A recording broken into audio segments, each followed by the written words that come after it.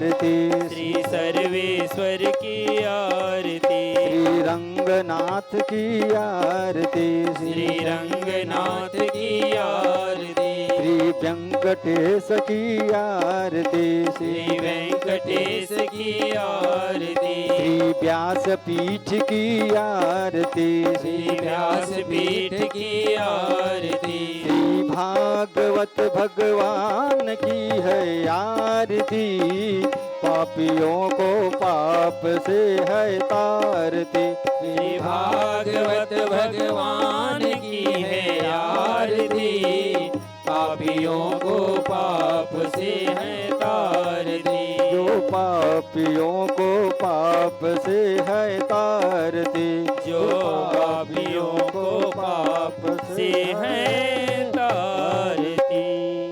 जलेन शीतलीकरणं पुष्पै देवाय वन्दनं मन्त्रपुष्पाञ्जलिः।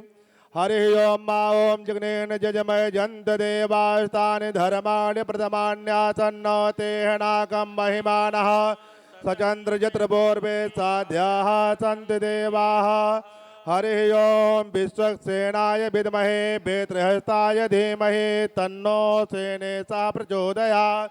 ओम नारायणाय विद्महे वासुदेवाय धीमहि तन्नो श्री विष्णु प्रचोदयात्।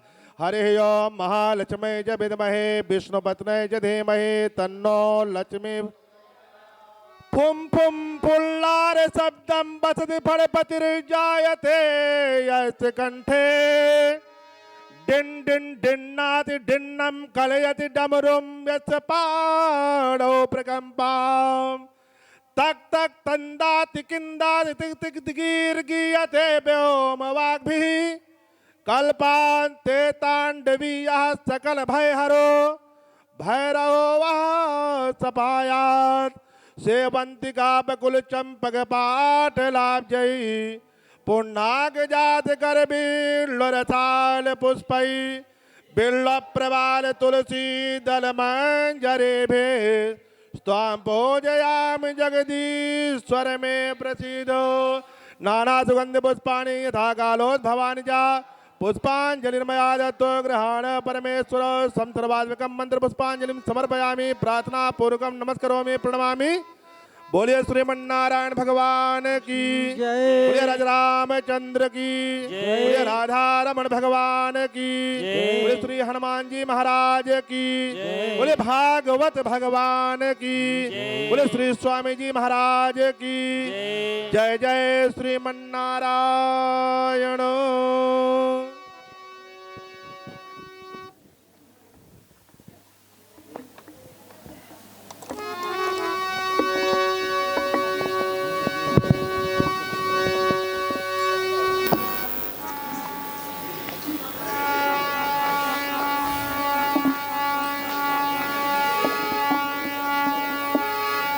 लक्ष्मीनाथ समारंभां नाथयामुनमध्यमाम् अस्मदाचार्यपर्यन्तां वन्दे गुरुपरम्पराम्।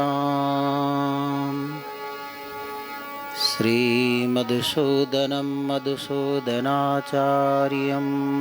परमार्थपथदर्शकम् जगद्गुरुमाधवाचार्यं वन्दे पादाम्बुजद्वयम्। अस्मद्गुरुभ्यो नमः अस्मत्परं गुरुभ्यो नमः अस्मत्सर्वगुरुभ्यो नमः। श्रीमते रामानुजाय नमः। सच्चिदानन्दरूपाय विश्वोत्पत्त्यादिहेतवे तापत्रयविनाशाय श्रीकृष्णाय वयं नमः। योऽन्तः प्रविश्य मम वाचमिमां प्रसुप्तां सञ्जीवयत्यखिलशक्तिधरस्वधाम्ना अन्याश्च हस्तचरणश्रवणत्वगादीन् प्राणान्नमो भगवते पुरुषाय तुभ्यम् यं प्रव्रजन्तमनुपेतमपेतकृत्यम् द्वैपायनो विरहकातरया जुहाव पुत्रेति तन्मयतया तरवोऽभिनेदुः तं सर्वभूतहृदयं मुनिमानतोऽस्मि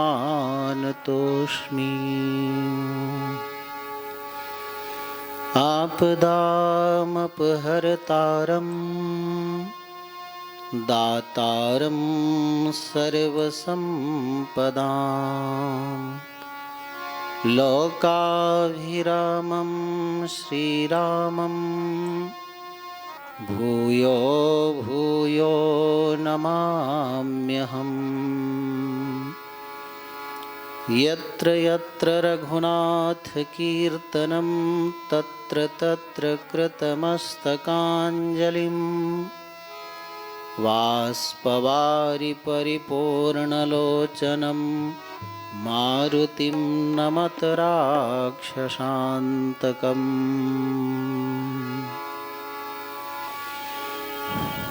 मंगल निधान प्रभु की मंगलमयी लीलाओं का हम रसास्वादन करें।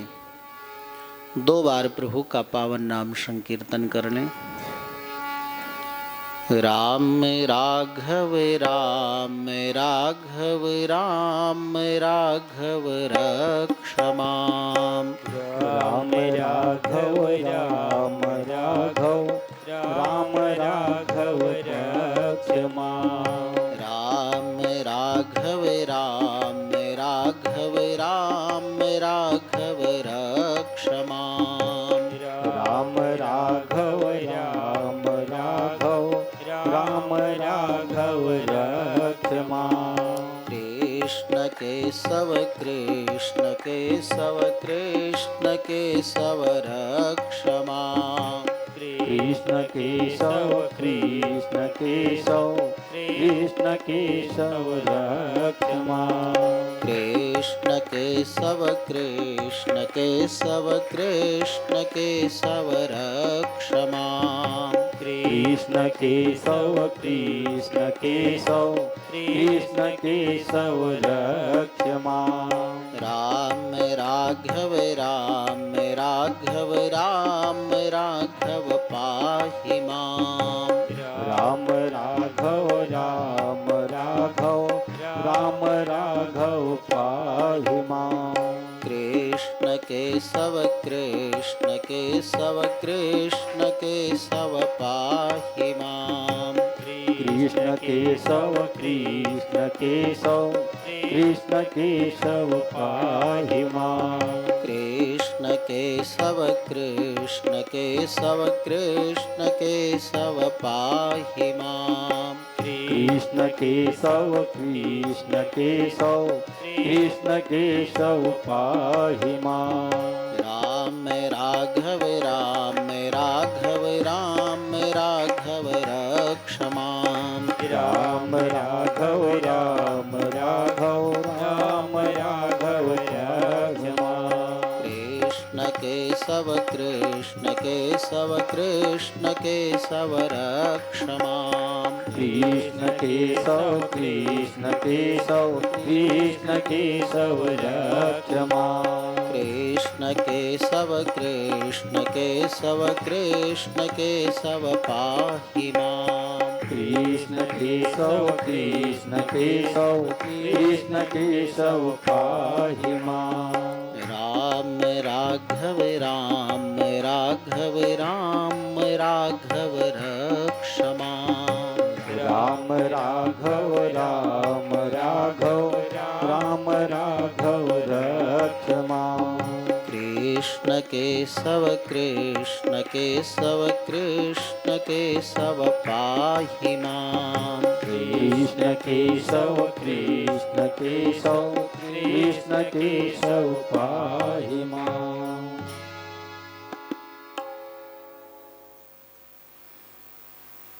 जिस पावन पवित्र कथा को हम श्रवण कर रहे हैं, ये पवित्र पावन भागवती कथा धुनोति समलम कृष्णः सलिलस्य यथा सरित। जैसे शरद ऋतु में नदियों का जल अपने आप निर्मल हो जाता है, उसी प्रकार से भगवान की ललित मनोहर दिव्य मंगलमयी कथा गाथा को श्रवण कर हमारे हृदय चित्त मन अंतःकरण सब निर्मल हो जाते हैं। बड़े बड़े ज्ञानी जन ध्यानावस्था में भगवत दर्शन करके वह आनंद की अनुभूति नहीं प्राप्त कर पाते, जो आनंद की अनुभूति भागवत कथा श्रवण करने पर कराने पर प्राप्त होती है। कल हम सब भगवान के दिव्य लीलामृत चरित्र को श्रवण कर रहे थे। महाराज मनु ही सबके आदि पुरुष हैं, इसीलिए सबको मनुष्य कहते हैं। मनो अपत्यम पुमान मनुष्यः मानवो वा। मनु की संतान होने के कारण सबको मनुष्य अथवा मानव कहते हैं। मनु महाराज के 2 पुत्र थे, प्रियव्रत उत्तानपाद। 3 पुत्रियां थीं, आकुति, देवहूति, प्रसूति। आपने देवहूति का चरित्र श्रवण किया, जिनसे साक्षात भगवान कपिल देव प्रकट हुए। जो सांख्य दर्शन लुप्त था उसको प्रकट किया। दूसरी कन्या आकुति का विवाह ची प्रजापति के साथ पुत्रिका धर्म से हुआ। मैं विवाह कर रहा हूं आपके साथ अपनी बेटी का, परंतु जो संतान होगी वो मैं ले लूंगा। साक्षात भगवान नारायण यज्ञ के रूप में प्रकट हुए, उनको मनोजी ने ले लिया। और लक्ष्मी जी दक्षिणा के रूप में प्रकट हुई, कन्या के रूप में, और दोनों का विवाह भी हो गया। एक ही माँ से जन्म लेने पर दोनों का विवाह हुआ। क्यों? क्योंकि नारायण और लक्ष्मी जी हैं। और दूसरी बात, इसीलिए मनु महाराज ने कहा जो मैं मेरी कन्या का पुत्र होगा उसको मैं स्वीकार कर लूंगा, ले लूंगा। तो गोत्र भी बदल गया। इसलिए यज्ञ के बाद दक्षिणा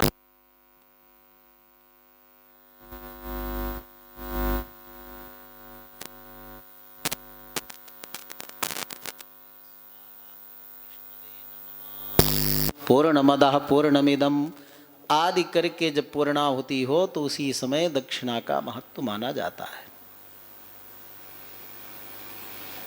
तीसरी कन्या जो प्रसूति थी, उसका विवाह दक्ष प्रजापति के साथ हुआ। दक्ष प्रजापति को प्रसूति कन्या से 16 कन्याएं हुई। 13 कन्याएं केवल धर्म को दिया है। श्रद्धा, दया, तितिक्षा आदि ये कन्याएं हैं।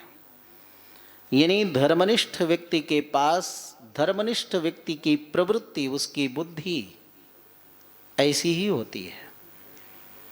और इसीलिए मूर्ति रूपी पत्नी से धर्म को साक्षात भगवान नर नारायण पुत्र के रूप में जन्म लेते हैं। जो आज भी बद्रिकाश्रम में तप कर रहे हैं नर नारायण भगवान, वो धर्म की मूर्ति पत्नी से प्रकट हुए।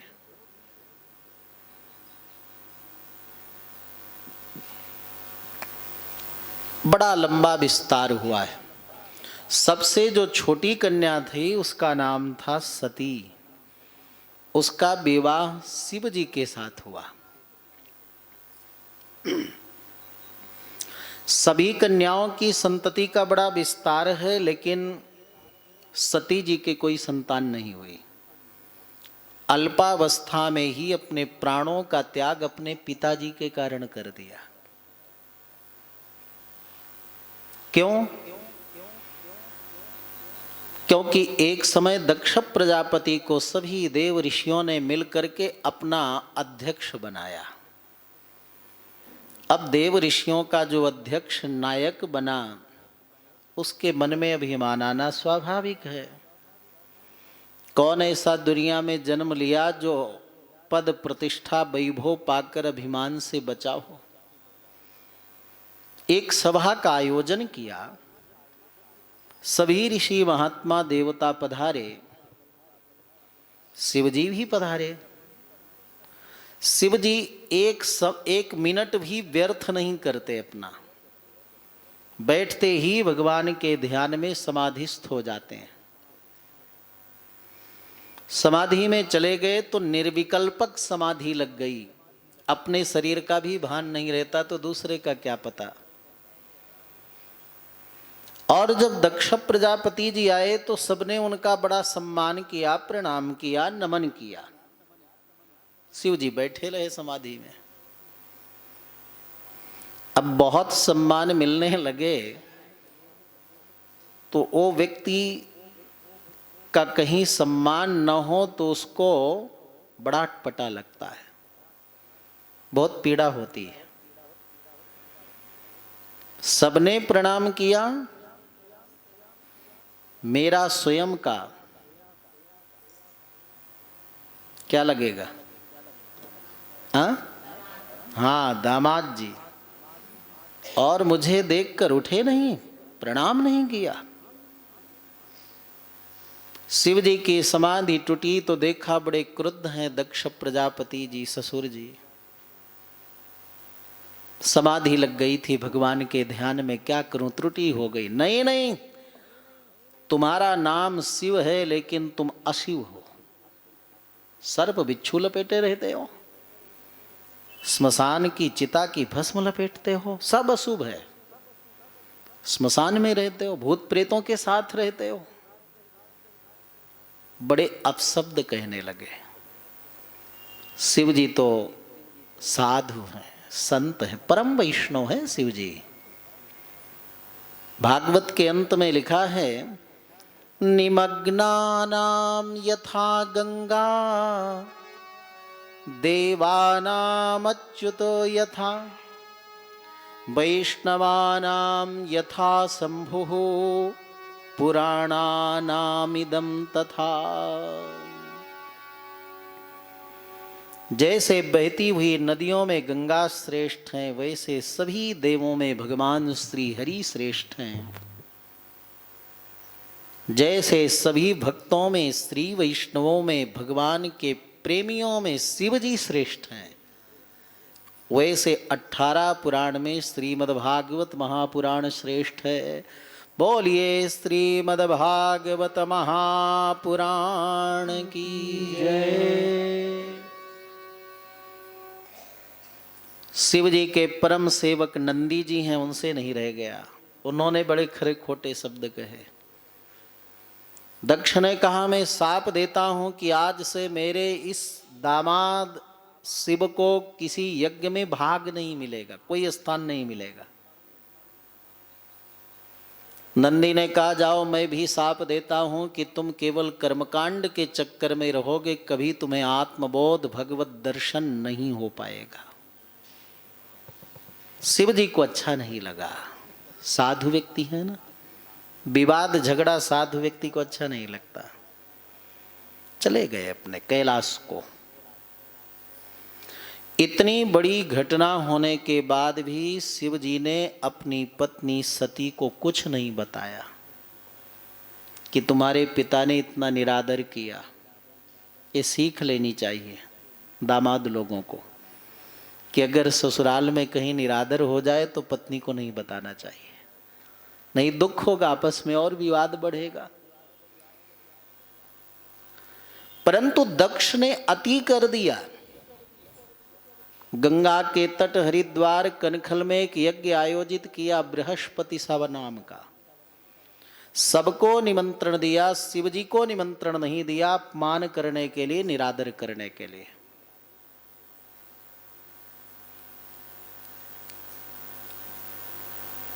और जब सती जी को पता चला तो सती जी शिव जी से निवेदन की कि मेरे पिता के घर में बहुत विशाल यज्ञ हो रहा है, आप भी चलिए, मैं भी चलूं। शिव जी ने कहा निमंत्रण आया है क्या? सती जी ने कहा भगवान की कथा हो, यज्ञ हो, अनुष्ठान हो, धार्मिक आयोजन हो, बिना बुलाए भी जाना चाहिए। शिव जी ने कहा वो बात ठीक है, लेकिन जहाँ जाने पर कोई बुरा माने, झगड़ा हो, विवाद हो, वहाँ नहीं जाना चाहिए। ये तो सामान्य व्यवहार है कि आवत ही हर से नहीं, नयनन नहीं सने, तुलसी वहाँ न जाइए, चाहे कंचन बरसे मेघ। सुनते ही सती जी क्रुद्ध हो गई। आप कैसी बात करते हो मेरे पिताजी के बारे में? प्रेम नहीं आपके प्रति? कितना आदर सम्मान आपको मिलता है, मुझे मिलता है, कितना बहुमान मिलता है, भेंट मिलती है। शिव जी ने आज पूर्व घटित घटना को बताया, ऐसा ऐसा तुम्हारे पिताजी ने मेरा निरादर किया, अपमान किया है। सती जी अपने पिता का पक्ष दक्ष का लेकर के बोली गलती आपकी है, मेरे पिता की नहीं है। जब सबने प्रणाम किया तो आपने प्रणाम क्यों नहीं किया? समाधि लग गई थी। शिव जी ने कहा समाधि लग गई थी इसलिए क्या मैं प्रणाम करता, बाद में कर लिया। सती जी ने कहा समाधि के लिए तो एक गुफा बनी हुई है, कैलाश पर्वत है। समाधि के लिए आयोजन जहाँ हो, जहाँ सभागार हो, वहाँ बैठकर समाधि नहीं लगानी चाहिए। पूरा कर दो। क्यों ऐसा करता है?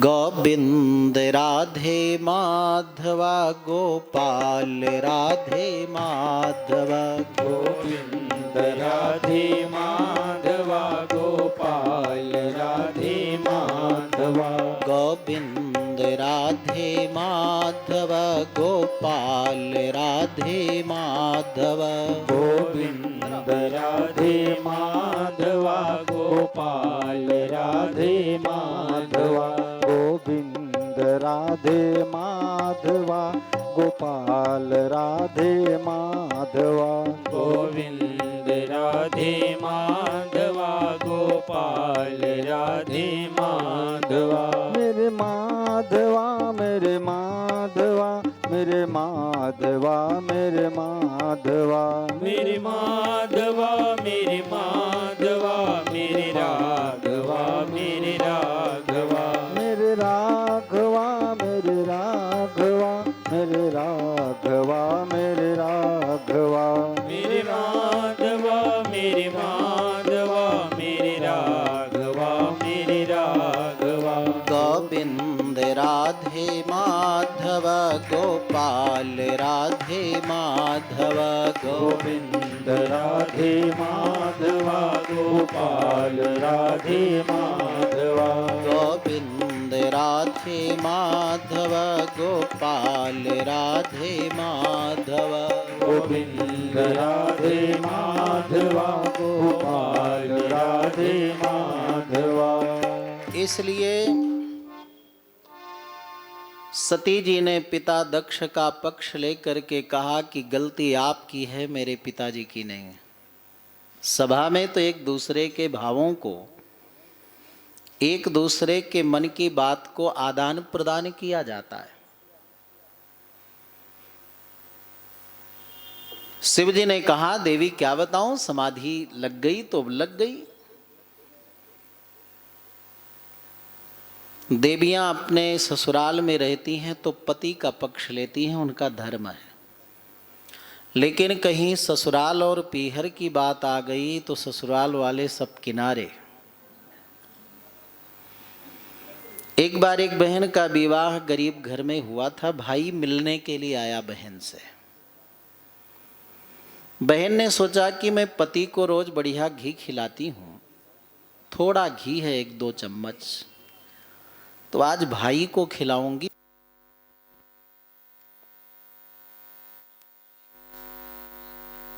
तो भी व्यवहार ठीक नहीं है, पति गुस्सा होगा। तो उसने खिचड़ी बनाई और एक ही थाल में दोनों को परोस दिया, पति को और भाई को। लेकिन घी डाला अपने भाई के सामने। अब साला जी और जीजा जी दोनों एक दूसरे को देख रहे। जीजा जी ने कहा जी बहन भाई मिल गए हैं। तो उसने क्या किया, अपनी उंगली उठाया और जहां घी पड़ा था खिचड़ी में गर्म हो गया, पिघल गया था, वहां से ऐसे खींचा और कहा साले जी मैंने आपको एक लेटर दिया था, आपने उसका कोई जवाब नहीं दिया। उद्देश्य तो था गरम गरम घी सामने आ जाए, और कहा क्या एक लेटर दिया, आपका जवाब नहीं आया। बेचारा भाई सीधा था, देखने लगा बहन की तरह, तुमने बड़े प्रेम से मुझे घी परोसा था, कोई बात नहीं जीजा जी हैं इनको पा लेने दो। बहन ने कहा उधर से इशारा से, बोले ना ना ना तुम 5 उंगली लगाओ। साले ने 5 उंगली लगाई और जितना घी था उस घी को ऐसे ऐसे खींच करके और कहा मैंने आपको 1 नहीं 2 नहीं 3 नहीं 4 नहीं 5 आपके लेटर मिले, लेकिन वो सब राइटिंग साफ नहीं थी, लीपा पोती था, तो कि मैं क्या उत्तर देता। ऐसा घी मिलाया खिचड़ी में कि निकलने वाला नहीं। तो बहन भाई का पक्ष ले स्वाभाविक है, पिता का पक्ष ले स्वाभाविक है। आज सती जी पिता दक्ष का पक्ष लेकर के बोली, मेरे पिता की गलती नहीं तुम्हारी गलती है, आपको चलना है ठीक है, नहीं मुझे आज्ञा दीजिए मैं जाऊंगी अपने पिताजी के यज्ञ में। सती जी क्रुद्ध हो गई। शिव जी ने बड़ा सुंदर वचन कहा, यदि ब्रजिष्यतिहाय मद्वचो भद्रं भवत्या न ततो भविष्यति संभावितस्य स्वजनात् पराभवो यदा स सद्यः मरणाय कल्पते। मेरा वचन न मानकर यदि पिता दक्ष के यज्ञ में जाओगी, तुम अपना निरादर सह सकती हो, लेकिन मेरा निरादर अपमान न सह पाओगी। तुम्हारा भी निरादर होगा, मेरा भी अपमान होगा। और ये सच है देवी सती की दुनिया में व्यक्ति पराये का अपमान सह लेता है, लेकिन अपनों का अपमान नहीं सह पाता। अपने जहां से व्यक्ति को ये अपेक्षा हो कि मेरा सम्मान होगा, वहां व्यक्ति का अपमान हो जाए तो व्यक्ति प्राण भी त्याग देता है, आत्महत्या कर लेता है। इसलिए तुम्हारा वहां जाना उचित नहीं है। लेकिन 3 हठ में एक हठे भी है देवियों का भी। क्रुद्ध हो गई, आपको चलना है ठीक है, नहीं तो आज्ञा दीजिए। क्रोध में आकर लंबी सांसें लेती हुई लाल लाल आंखें करके विधास सा कभी बाहर जाती गुफा के, कभी अंदर आती। शिव जी साधु पुरुष हैं, समझ गए। सती जी को अत्यंत क्रोध है, मैं मना करूंगा तो प्राण यहां त्यागेंगी, वहां जाकर मेरा अपमान देखेंगी तो प्राण वहां त्यागेंगी, इनका विनाश निश्चित है। पत्न्यंगना संयुभयत्र चिंतयन, दोनों तरफ से इनकी मृत्यु निश्चित है, तो मैं अपयश क्यों लूं? शिव जी मौन हो गए और सती जी को मौन आज्ञा मिल गई। अनुचर भेज दिए साथ में। सती जी जब पहुंची तो मजाक करती हुई बहनें मिली। क्या बात है, योगी जी समाधि में बैठे हैं, इतना भी मौका नहीं कि एक यज्ञ में आ जाएं। क्रोध से पिता दक्ष मिला जैसे सती जी को भस्म कर देगा। प्रेम से केवल मां मिलती है।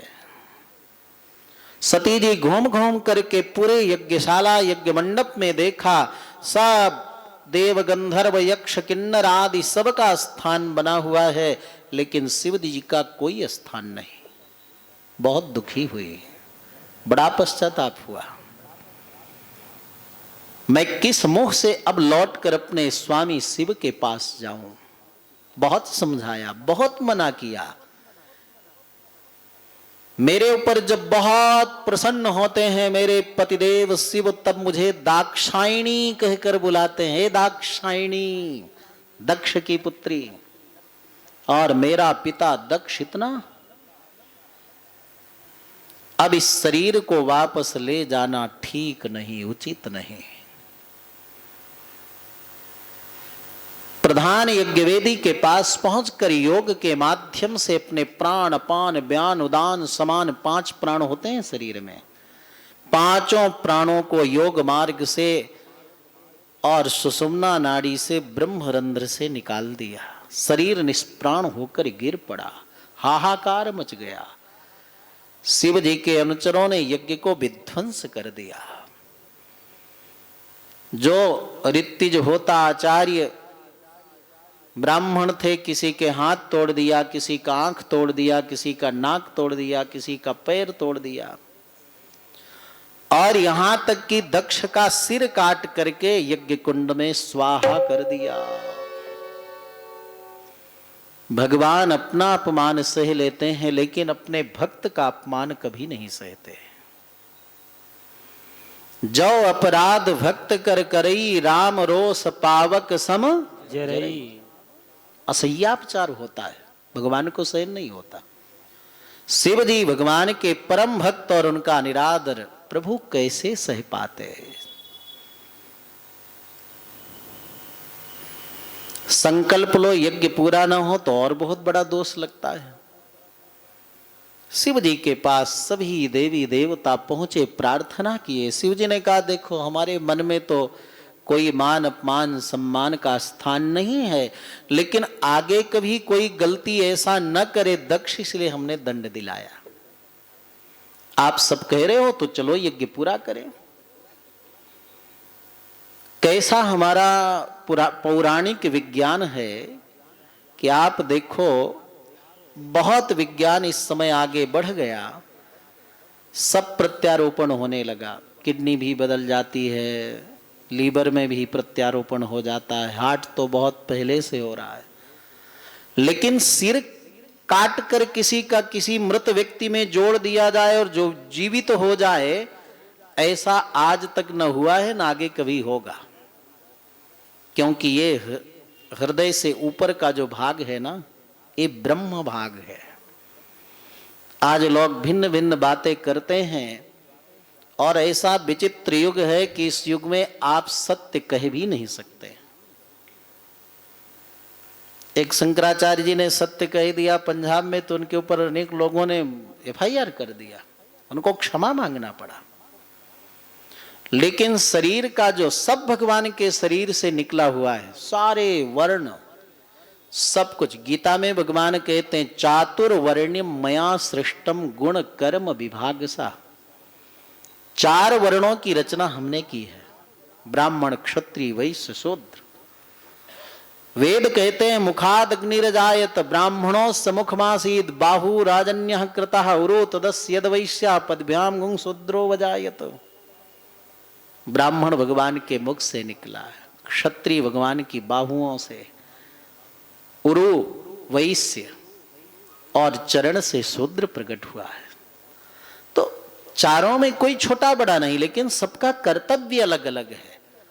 आपके जितना प्रिय सिर है, उतना हाथ है, उतना पैर है। कोई चाहेगा कि पैर में कांटा लग जाए, लेकिन इसको भी कोई नहीं नकार सकता दुनिया में कि पूरे शरीर का कंट्रोल मस्तिष्क में है, ब्रेन में है, और सब कुछ कार्य व्यक्ति कर सकता है। लेकिन उपदेश का कार्य, बोलने का कार्य, जितनी ज्ञानेंद्रियां हैं आप देखो कंठ के ऊपर ही है। जीवा है, नासिका है, नेत्र है, कर्ण है, ये ज्ञानेंद्रियां हैं। इसलिए विज्ञान आज भी सिर किसी का काटकर मृत व्यक्ति में जोड़ दे, वो जीवित हो जाए, असंभव है, आगे भी कभी होगा नहीं ऐसा। लेकिन कैसा ऋषियों का विज्ञान, कैसी आध्यात्मिक शक्ति, कैसा भूत भावन शिव जी की शक्ति कि एक बकरे का सिर काट करके दक्ष के मृत शरीर से जोड़ दिया गया तो दक्ष प्रजापति जीवित हो गया।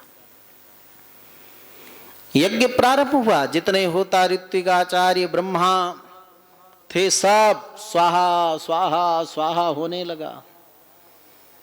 कई दिन तक यज्ञ चला। सभी यजमान ऋषियों ने कहा जब तक यज्ञ नारायण भगवान प्रकट न हो तब तक यज्ञ की पूर्णता नहीं मानी जाती। शिव जी से कहा आप प्रभु के बड़े भक्त हैं, आप ही बताइए भगवान कहाँ हैं, हम चलें प्रार्थना करें। शिव जी ने कहा हरि व्यापक सर्वत्र समाना, हरि व्यापक सर्वत्र, गाइए सभी लोग गाइए, हरि व्यापक सर्वत्र समाना, मत हो प्रगट मैं जाना, प्रेम से प्रगट होहि मैं जाना। भगवान के कानों में व्याप्त हैं, जहां प्रेम से प्रभु को याद किया जाए वहां प्रभु प्रकट होते हैं। यजमान आचार्य ऋत्विज होता सब ने प्रभु को प्रेम से याद किया। धिया विशुद्धया दध्यौ तथा प्रादुर्भोद्धरिः,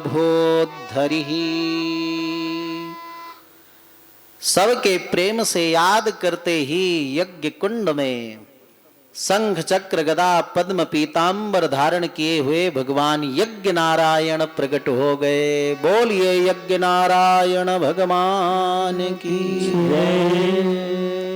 फिर तो महाराज जितने ऋत्विज होता उद्गाता आचार्य थे ना, यजमान आदि, उन सब ने भगवान की बड़ी सुंदर स्तुति की है। सब ने भगवान सर्वेश्वर प्रभु यज्ञ नारायण का सबने स्तवन किया है, क्योंकि भगवान सभी यज्ञों के आराध्य हैं। भगवान सर्वोत्तम है। ईशावास्यमिदं सर्वं यत्किंच जगत्याम जगत। एक समय ऐसा भी था जब सृष्टि में कुछ नहीं था, तब भी यज्ञ नारायण भगवान थे। यज्ञेन यज्ञम अयजंत देवा। उस समय यज्ञ नारायण ही अग्नि थे, समिधा थे, साकल्य थे, घृत थे, यज्ञ के पात्र थे, यजमान थे, सब कुछ भगवान ही थे। इसलिए सबने भगवान की स्तुति की है।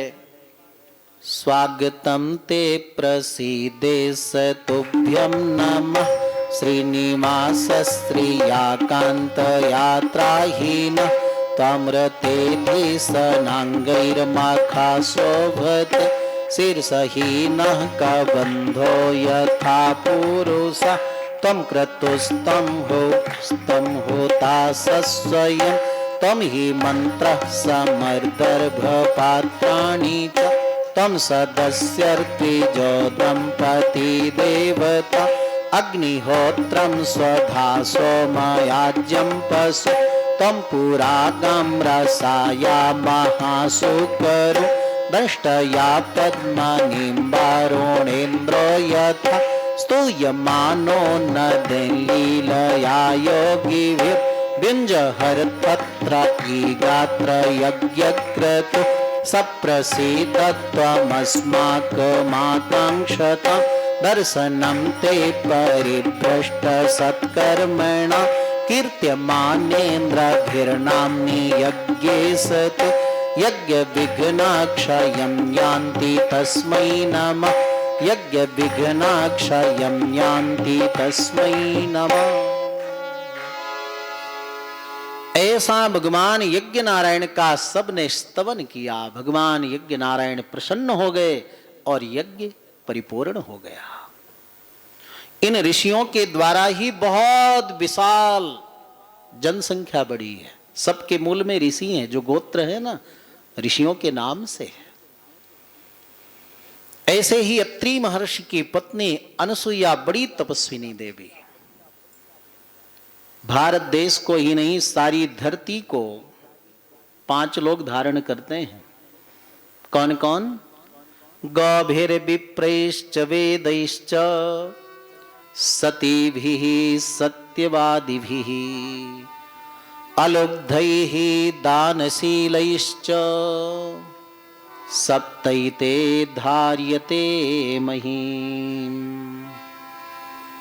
जब तक गौ माता इस धरती पर रहेगी, गौ माता मने जर्सी वाली नहीं हो तो वन पशु है, इसलिए उसका गोबर और मूत्र पंचगव्य के काम में नहीं लेना चाहिए, कोई फायदा नहीं। उसकी आवाज भी गौ माता जैसी नहीं। जो गौ माँ का लक्षण किया वो भी एक भी घटित नहीं होता है। गौ माता तो हैं जो आज हम लोग अपने अयोध्या विद्यापीठ में, आप लोग भी गए थे ना, दर्शन करने से लगता है कि स्वर्ग से पधारी हुई गौ माताएं हैं। उनका दुग्ध, उनका घृत, उनका दधी, उन गौमूत्र, गौमय सब अमृत है। जिनके दृष्टि में कितना आशीष है, रोम रोम से जिनके आशीष प्रकट होता है, जिनके दर्शन मात्र से बड़ी अंतर्मुखता मिलती है। ऐसी भारतीय नस्ल की जो दिव्य गौ माता है, वो एक भी अगर धरती पर रहेगी तो इस धरती को कोई नष्ट नहीं कर सकता है। और ये विप्रजन देखो, छोटे छोटे बटुक ब्रह्मचारी ऋषि बालक वेद पढ़ते हैं ना यहाँ, ये जब तक ब्राह्मण का बीज रहेगा धरती पर, गायत्री मंत्र जाप करने वाले, वेद पढ़ने वाले वैदिक ब्राह्मण होंगे, तब तक पृथ्वी रसातल में नहीं जाएगी। जब तक वेद भगवान धरा पर रहेंगे, सत्य बोलने वाले लोग रहेंगे, सती नारियां रहेंगी और बिना स्वार्थ के निस्वार्थ भाव से दान देने वाले लोग रहेंगे, तब तक ये पृथ्वी टिकी रहेगी।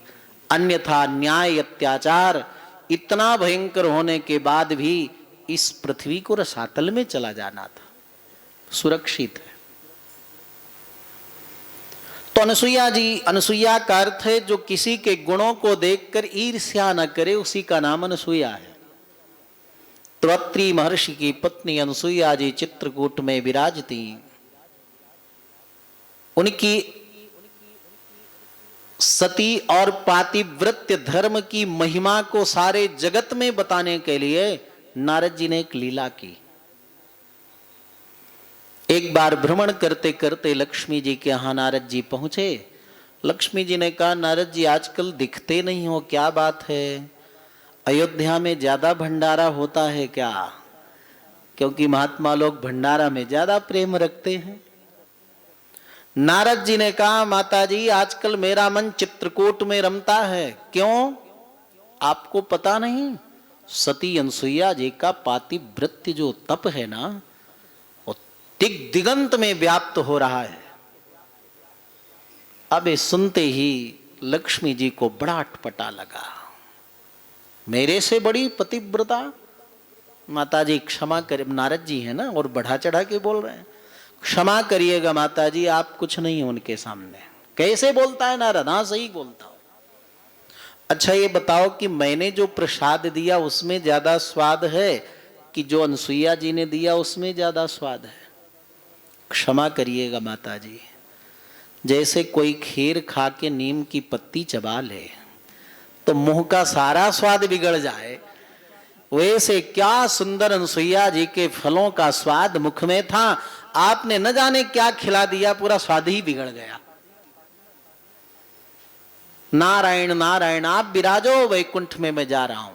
लक्ष्मी जी ने कहा नहीं नहीं, रुको रुको, ये बताओ कि अनसुईया जी के तप में कैसे विघ्न डाला जा सकता है? नारद जी ने कहा नारायण नारायण, तो अपने घर वालों से पूछना।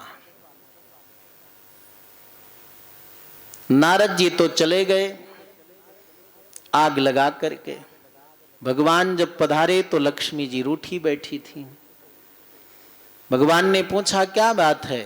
बोले कुछ नहीं, आज तक मैंने आपकी बात मानी है, आज आपको मेरी बात माननी पड़ेगी। श्री हरि प्रभु ने कहा बताओ तो सही कौन सी बात है। मैं चाहे खरगोश की सींग मांगू, चाहे आकाश का फूल मांगू, आपको देने के लिए हां भरना पड़ेगा। बोले हां भरता हूं। तो बस पृथ्वी लोक में चित्रकूट में एक अनसुईया नाम की देवी है, बड़ी पतिव्रता है, उसके तप में जाकर आप विघ्न डालो। भगवान श्री हरि ने कहा कहीं इधर नारद जी तो नहीं आए थे? लक्ष्मी जी ने कहा नारद आए कि नहीं आए वो बात छोड़ो, आप जाते हो कि नहीं? प्रभु ने कहा ज्यादा ही क्रोध में है। लक्ष्मी जी ठीक है जाता हूं, विलंब हो जाए तो पीछे से खबर ले लेना। तीनों देवता अपने अपने लोक से चले, प्रयागराज में पहुंचे, रास्ता वही। तुम कहां जा रहे हो? बोले चित्रकूट। तुम कहां? चित्रकूट। तुम कहां? बोले चित्रकूट। क्या काम है? बोले अनसुईया जी के तप में विघ्न डालना है। बोले तप तो बड़े आसानी से हो जाएगा काम हमारा। तीनों देवता पहुंच करके और जब भिक्षा मांगा फल की तो ऐसी चेष्टा की कि अनसुईया जी के तप में विघ्न हो जाए। अनसुईया जी ने कहा अच्छा, संकल्प किया और जल का छींटा मार दिया। तीनों देवता अपने अस्तित्व को भूल गए और तीनों एक जैसे छोटे छोटे बालक बन गए। बोलिए अनसुईया महारानी की। अब तो ये फल नहीं खा सकते, छोटे हैं, इनको दूध की व्यवस्था करनी होगी। 6 महीना बीत गए, तीनों देवियां परेशान। नारद जी पहुंचे। लक्ष्मी जी ने कहा बाबा इधर आओ। नारद जी ने कहा माता जी आजकल मेरा अनुष्ठान चल रहा है, थोड़ा माताओं से दूर ही रहता हूं, आप बताओ दूर से क्या काम है? नारद जी ने सोचा नजदीक पहुंचो तो मेरी तुमड़ी उमड़ी ये तोड़ देंगी। लक्ष्मी जी बहुत गुस्साई हैं। लक्ष्मी जी ने कहा मेरा घर बिगाड़ कर क्या मिला? अरे मैंने क्या बिगाड़ा? तुम्हारे कहने पर मैंने भेजा और आज तक लौटकर मेरे घर वाले नहीं आए। क्षमा करिएगा माता जी, आपके पास माला है तो ठीक है, नहीं मैं दे देता हूं। 20 साल तक माला लेकर भजन करिए, योग संयोग होगा तो फिर मिलेंगे, नहीं तो कोई बात नहीं। बोले हुआ क्या? तब पूरी घटना नारद जी ने बताया। तो उपाय क्या है? नारद जी ने कहा एक ही उपाय है, आप जाइए मां अनसुईया के आश्रम में रह करके सेवा करिए। अगर अनसुईया मां प्रसन्न हो जाएंगी तो आपके घर वाले मिल जाएंगे। तीनों देवियां साध्वी बन करके पहुंची, रात दिन सेवा करती। एक दिन अत्रि ऋषि ने पूछा कि अनसुईया जी ये बालक कौन है? बोले आपके बेटे हैं। और बोले देवियां कौन है? बोले आपकी बहुएं हैं। बोले बेटे 2-2 बीता के, बहुएं 7 हाथ की। तीनों देवियां रोती हुई अश्रु जब उनके आंख से अनसुईया जी के चरण में गिरा तो अनसुईया जी को बड़ी दया आई। क्या बात है, आप हमारी सेवा से प्रसन्न हैं तो ये जो तीनों बालक हैं एक एक हमें दे दीजिए। अनुसुईया जी ने कहा ठीक है जाओ ले लो। अब तीनों बालक एक ही रूप रंग ढंग के, एक जैसे। लक्ष्मी जी ने सोचा मैं 4 हाथ वाले को उठाऊं और कहीं 4 मुख वाला उठ गया तो बड़ी हंसी होगी। फिर रोती रोती तीनों देवी आई, अनुसुईया जी से प्रार्थना की, माता जी हम पहचान नहीं पा रही कि हमारा कौन है। अनुसुईया जी ने कहा दुनिया में कोई नारी है जो अपने पति को न पहचाने, कहीं दूसरे के बच्चे को तो नहीं ले जा रही। तीनों ने रोते हुए कहा कि आप जीत गई, हम हार गई, आपके तप को हम भी प्रणाम करती हैं। ऐसे जल लेकर अभिमंत्रित करके डाला है। तीनों देवता अपने अस्तित्व को प्राप्त हुए हैं। तीनों देवियां डांटते हुए चलो यहां से जल्दी। क्यों? क्योंकि देवियां और बच्चे दोनों बड़े चतुर होते हैं। बच्चे कोई गलती करें तो रोने लगते हैं कि डांट मार न पड़े, है ना। और देवियों से कोई गलती हो जाए तो अपने पति को पहले ही डांटने लगती हैं कि डांट न पड़े। लक्ष्मी जी आदि तीनों देवियां डांटने लगी, हम नहीं आए होते तो यहां बैठे दूध पीते रहते, छोटे बच्चे बने। तीनों अपने अपने लोक को पधारे और तभी से सारी दुनिया में अनुसुईया जी के तप का अद्भुत प्रभाव हुआ है।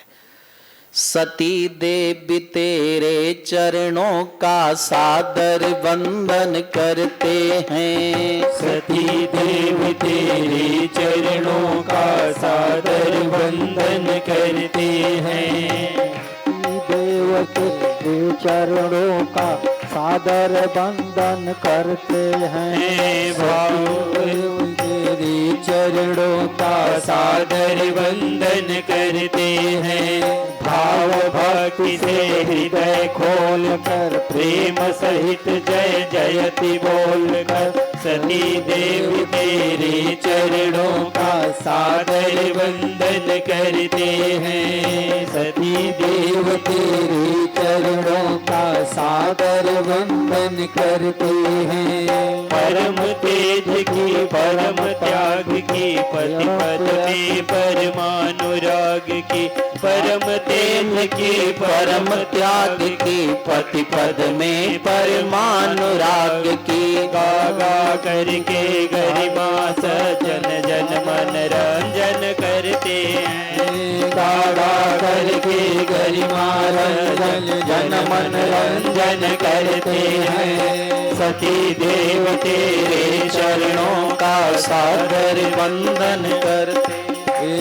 सती देव तेरे चरणों का सादर वंदन करते हैं। सती देव तेरे चरणों का सादर वंदन करते हैं। भाव भक्ति से हृदय खोल कर प्रेम सहित जय जयति बोल कर। भाव भक्ति से हृदय खोल कर प्रेम सहित जय जयति बोल कर। परम प्रेम की परम त्याग की पति पद में परमानुराग की परम तेज की परम त्याग की पति पद में परमानुराग की गागा कर सज्जन रंजन जन मन रंजन करते हैं। गागा करके गरिमा रंजन जन मन रंजन करते हैं। सती देवी तेरे चरणों का सादर वंदन करते हैं। सती देव तेरे चरणों का सादर वंदन करते हैं। बोली अनुसुईया महारानी की जय। तो मनु महाराज के तीनों कन्याओं से संतति का विस्तार हुआ है। 2 पुत्र थे, प्रियव्रत उत्तानपाद। उत्तानपाद महाराज ने 2 विवाह किए। बड़ी पत्नी का नाम सुनीति और छोटी पत्नी का नाम क्या था? सुरुचि। नाम से पता चलता है जो नियम मर्यादा के अनुसार चले उसको सुनीति कहते हैं, जो अपने इच्छा के अनुसार चले उसको सुरुचि कहते हैं। समय बीतता गया, छोटी पत्नी के प्रति राजा का प्रेम अधिक था। छोटी पत्नी सुरुचि ने कहा, राजमहल में एक ही रानी मैं रहूंगी, इस बड़ी रानी को यहां से हटाओ। छोटे से मकान में रख दिया। समय परिवर्तित हुआ। दोनों देवियों से राजा को एक एक पुत्र हुए। सुनीति से जो पुत्र हुआ उसका नाम ध्रुव हुआ। सुरुचि से जो पुत्र हुआ उसका नाम उत्तम हुआ। एक छोटे से मकान में पल रहा है और उत्तम राजमहल में पल रहा है। मां को ध्रुव जी प्रणाम करते रोज सुबह उठकर और पूछते, मां पिताजी कहां हैं, उनको भी प्रणाम करूंगा। मां सुनीति बोलती, बेटा पिताजी को तो क्यों नहीं प्रणाम कर सकता, ये जब बड़ा होगा तो तू समझ जाएगा। और थोड़े बड़े हुए। एक दिन मां को बिना बताए घर से बाहर निकले और राहगीरों से पूछा, मेरे पिताजी कहां हैं? किसी ने बताया, ये जो राजमहल है इसी महल के अंदर रहते हैं। ध्रुव जी अंदर महल में चले गए। राजा उत्तानपाद सिंहासन में बैठे थे। सुरुचि के द्वारा प्राप्त पुत्र उत्तम को गोद में लेकर के लाड़ प्यार कर रहे थे। ध्रुव जी को लगा मेरे पिताजी हैं, मैं भी इनकी गोद में बैठ जाऊं। हाथ बढ़ाया गोद में बैठने को। राजा को भी लगा कितना सुंदर है ध्रुव बालक है, बड़ा प्यारा है, बड़ा सीधा है, बड़ा कोमल है, इसको गोद में ले लूं। एक और उत्तम को एक और ध्रुव को बैठाऊं, लाड़ प्यार करूं। लेकिन राजा के मन में डर है कि कहीं से सुरुचि देख ना ले, गुस्सा हो जाए। परंतु बालक ध्रुव निर्भय हैं क्योंकि उनको कोई राग द्वेष किसी के प्रति नहीं है। योगानुयोग उसी समय सुरुचि आ गई। राजा को डांटने लगे, खबरदार इस बालक को गोद में लिया तो ठीक नहीं होगा। डर के कारण राजा का हाथ पीछे आ गया। ध्रुव जी के हाथ आगे बढ़े रहे। कई बार व्यक्ति की मानवता कितनी गिर जाती है। सुरुचि ध्रुव जी के हाथ को पकड़कर अपने बराबर उठाकर जमीन में फेंक दिया। आज से इस महल के अंदर आना मत। तुझे पता नहीं तेरी मां अभागिनी है जो महल में नहीं रह सकती, तो इसलिए अभागा है। तुझे पिता की गोद में बैठने का अधिकार नहीं है। अगर तुझे पिता की गोद में बैठना है, सिंहासन में बैठना है, तो मैं उपाय बताती हूं। सौतेली मां सुरुचि ध्रुव जी को उपाय बता रही है। तपसाराध्य पुरुषम तस्यैवानुग्रहेण मे गर्भे त्वं साधयात्मानं यदीच्छसि नृपासनम। तपस्या कर, तप करके भगवान प्रसन्न हो तो वरदान मांगना कि मुझ सुरुचि के कोख से तेरा जन्म हो, तभी तो पिता की गोद में बैठने का अधिकारी होगा। ध्रुव जी को नीचे गिरने का दर्द नहीं हुआ। उसके जो वचन थे कि तेरी मां भागिनी है, तुझे पिता की गोद में बैठना है तो मेरे गर्भ से जन्म ले, एक कटु वचन ध्रुव जी के हृदय को विदीर्ण कर दिए। अधीर हो गए। करुण क्रंदन करते हुए, लंबी श्वासें, लंबे आंसू बहाते हुए ध्रुव जी मां सुनीति के पास आ गए। मां सुनीति सब समझ गई। अपने अंक में लेकर के ध्रुव को लिपटा करके कहती है, बेटा मां मंगलम तात परे सुमंस्था भुंक्ते जनो यत पर दुख दस्तत। दुख प्राप्त होता है अपने प्रारब्ध के फल से। कभी कितना दुख कष्ट व्यक्ति को मिले, लेकिन सज्जन व्यक्ति कभी किसी का अमंगल नहीं सोचता है। तेरी सौतेली मां सुरुचि ने ठीक ही कहा है कि मैं अभागिनी हूं। बेटा, कभी कभी व्यक्ति के सामने परिस्थिति ऐसी आ जाती है, कठिनाई आ जाती है, और जब विपत्ति आती है तो चारों तरफ से द्वार बंद करके आती है। जो अपने पति के साथ नहीं रह पावे, महल में न रह पावे, तो अभागिनी ही तो है। कई बार ऐसा भी होता है कि दुनिया में व्यक्ति का सारा धन खत्म हो जाए, घर बिक जाए, व्यापार नष्ट हो जाए, यहां तक कि स्वजन बंधुजन उसको ठुकरा दें, शरीर में अनेक घातक रोग हो जाएं, व्यक्ति भूखा प्यासा अपने भाग्य से मारा हुआ किसी के द्वार पर भोजन मांगने जाए तो उसकी दुर्वस्था को देख करके लोग दरवाजा बंद कर लें, धक्का मारकर भगा दें। जिस व्यक्ति को सारे दुनिया के लोग ठुकरा दें, ऐसे व्यक्ति को भी कोई अपनाता है तो दीन बंधु, दया सिंधु, कृपा सिंधु प्रभु अपनाते हैं। बेटा, तू भी उन्हीं की शरण में जा, उन्हीं की शरण में जा, क्योंकि उन प्रभु के अतिरिक्त तेरे दुख को दूर करने वाला दुनिया में कोई नहीं है, जब तेरे पिता ही नहीं है। नान्यम तदह पद्म पलासलोचनात्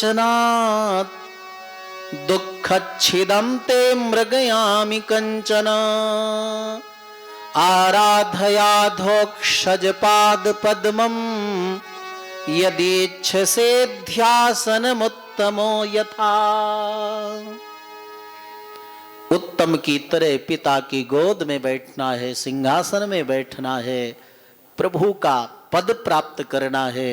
तो हे बेटा, तू भी उन्हीं दीन बंधु, दया सिंधु, कृपा सिंधु, भक्त वत्सल प्रभु के चरण शरण में चला जा।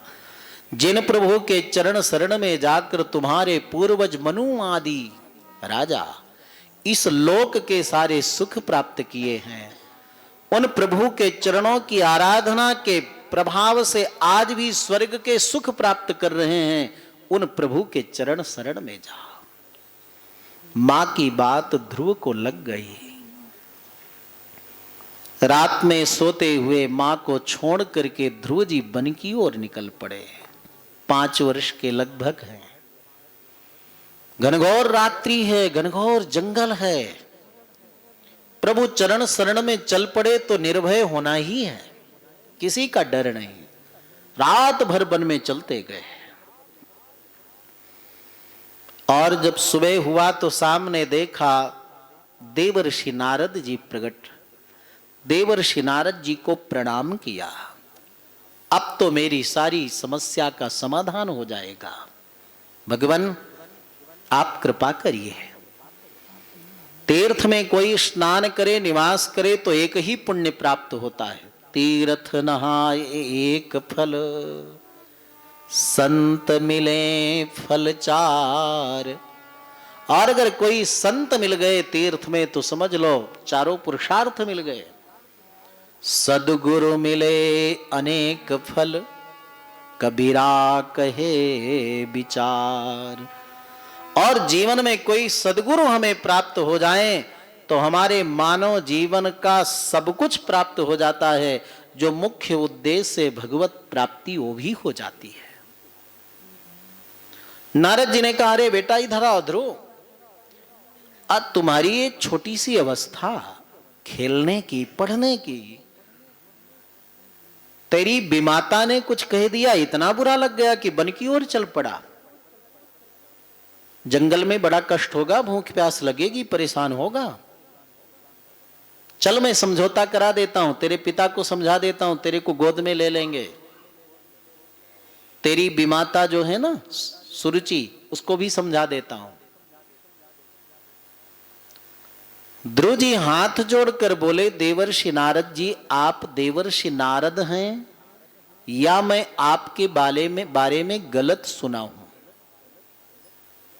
मैंने आज तक सुना था कि संसार में भटके हुए जीवों को पकड़कर आप प्रभु के चरण शरण में पहुंचाते हैं,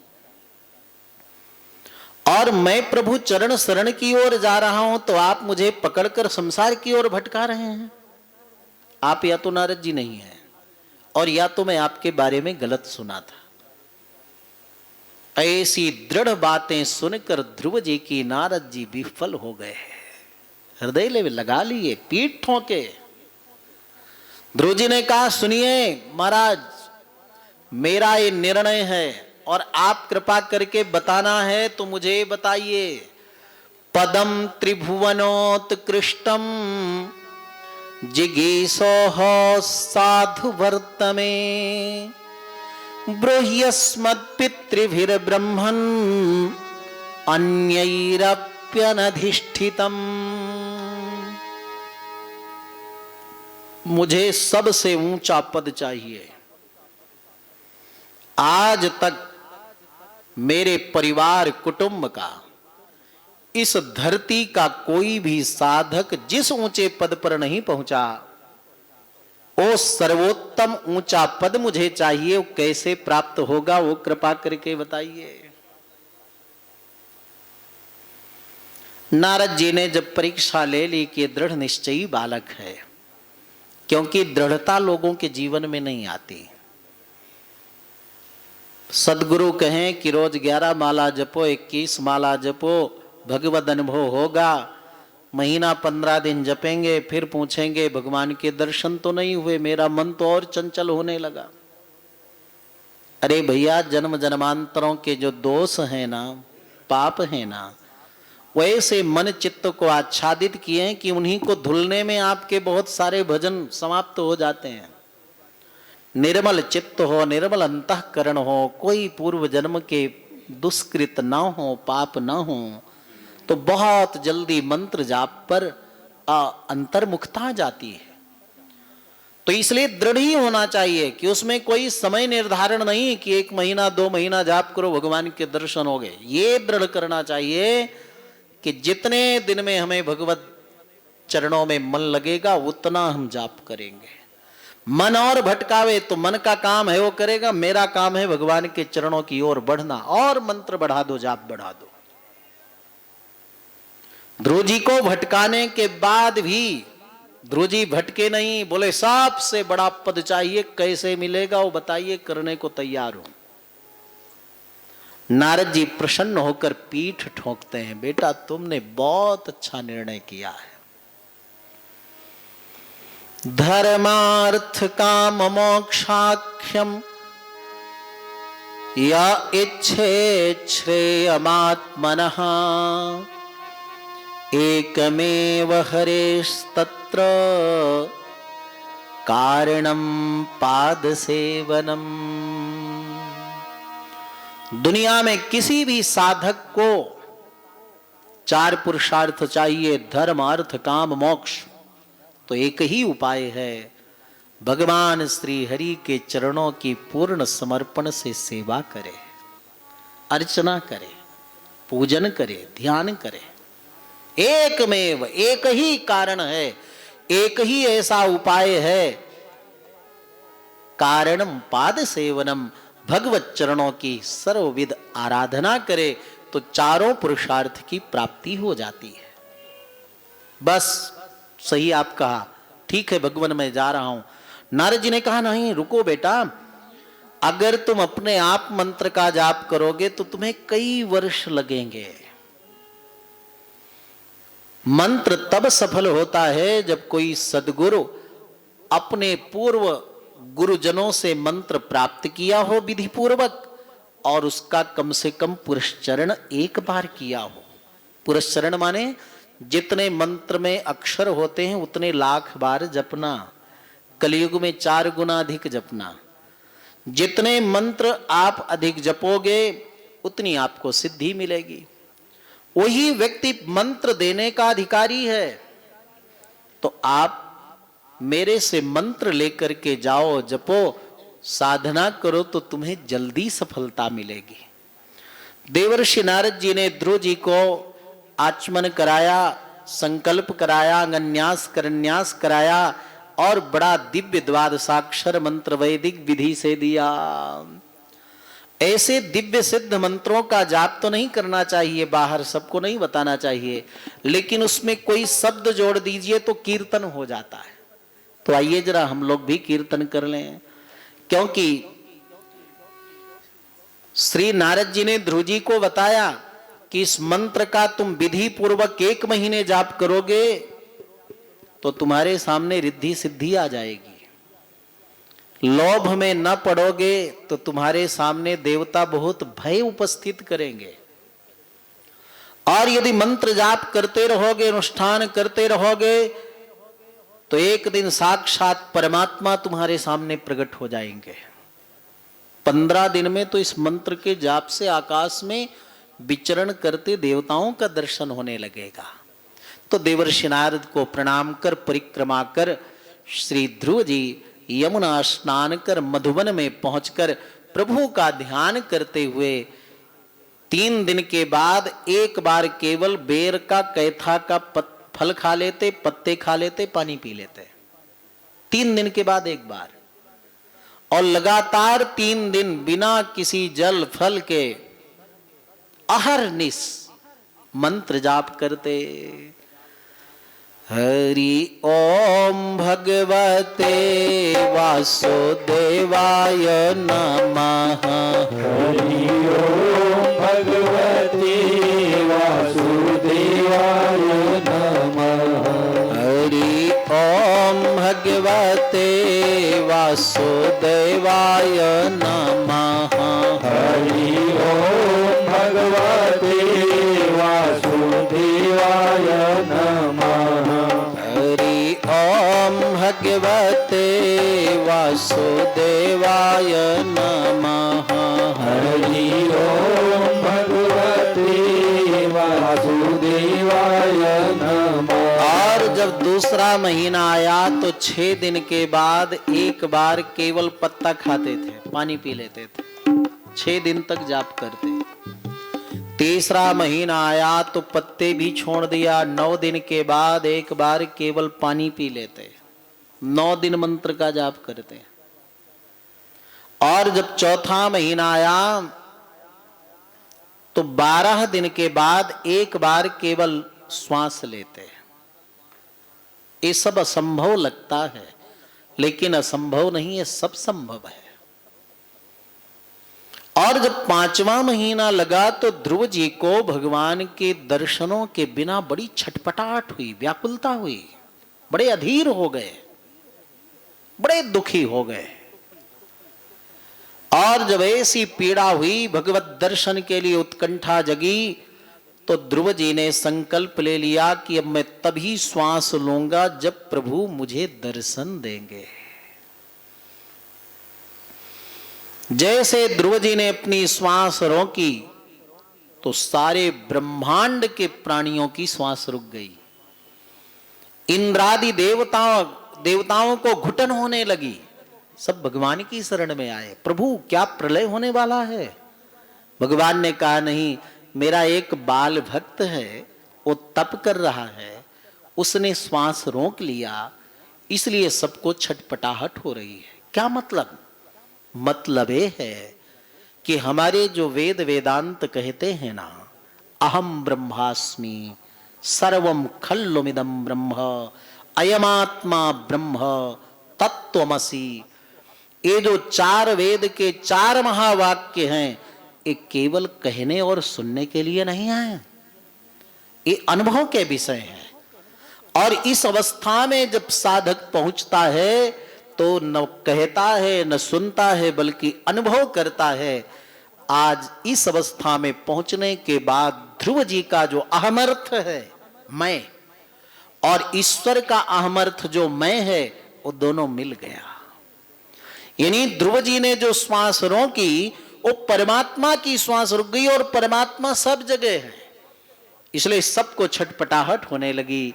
भगवान ने कहा चिंता मत करो, अभी अपने प्रेमी के दर्शन करने के लिए मैं जाता हूं। क्या कहा प्रभु ने? दर्शन देने के लिए नहीं। ऐसी जब प्रेमावस्था सिद्धावस्था भक्त की हो जाए तो भगवान भक्त का दर्शन करने के लिए जाते हैं। सहस्र शीर्षापि ततो गरुत्मता मधोर बनम भृत्य दिदृक्षया गतः।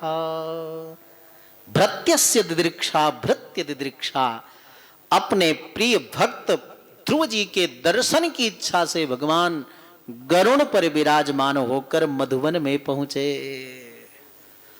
ध्रुव जी अपने हृदय में प्रभु का दर्शन पा रहे, आनंदित हैं, गदगद हैं, और भगवान सामने खड़े हैं, कई उपाय कर रहे हैं कि मेरा ध्रुव नेत्र खोले, मुझे देखे।